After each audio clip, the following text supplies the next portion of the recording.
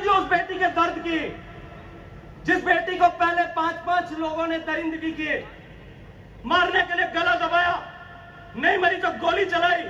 उसके बाद में जब तड़प रही थी तो उसकी पहचान छुपाने के लिए जिंदा लड़की के ऊपर, तड़पती हुई बेटी के ऊपर जो है तेजाब डालने का काम किया और बाद में उसको कुएं में डुबा दिया। राजस्थान की छवि को धूमिल करने का पाप इस अशोक गहलोत सरकार ने किया और इसीलिए ये जान आज मैं आपसे पूछना चाहता हूं, क्या अपराध था उस छोटी सी बच्ची का भीलवाड़ा?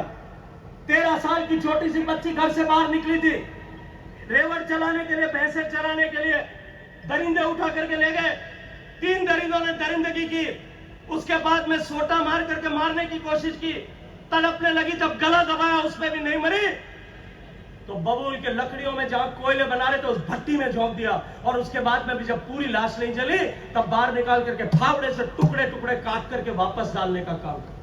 कल्पना कीजिए उस बेटी के दर्द की, जिस बेटी को पहले 5-5 लोगों ने दरिंदगी की, मारने के लिए गला दबाया, नहीं मरी तो गोली चलाई।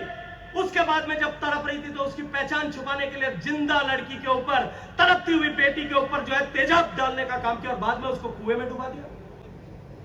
ऐसी हर बेटी जो राजस्थान में 20,000 ऐसी घटनाएं हुई है, हर बेटी के दर्द की सौगंध उठाने की जरूरत है आज राजस्थान के युवाओं को, राजस्थान के जवान को, राजस्थान के किसान को, कि उसके एक एक आंसू अगर जिंदा है या नहीं है, उसके एक एक आंसू जो जीवन भर में उसको भुगतने पड़ेंगे, उसके दर्द के एक एक हिस्से का जवाब हिसाब किताब करेंगे कि नहीं करेंगे?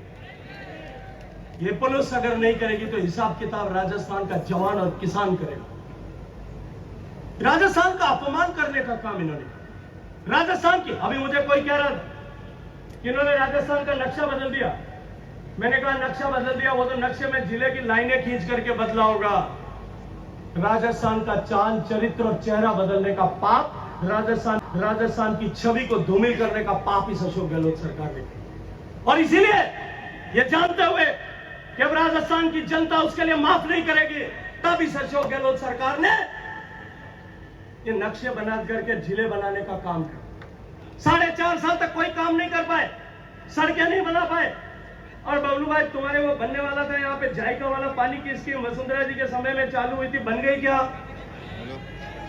सरकार फेल हो गई। जब मोदी जी ने यह तय किया कि गरीबों के जीवन में परिवर्तन लाने के लिए योजनाएं बनाएंगे और उन योजनाओं पर जब उन्होंने घर बनाना शुरू किया, वसुंधरा जी की सरकार थी, राजस्थान 1 नंबर पर था। खाते खोलने का काम शुरू हुआ, राजस्थान 1 नंबर पर था।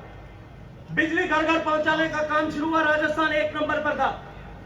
स्कूलों का क्रमोन्नत करने का काम शुरू हुआ, राजस्थान देश में दूसरे नंबर पर था। बैंक के खाते खोलने का काम शुरू हुआ, राजस्थान तीसरे नंबर पर था।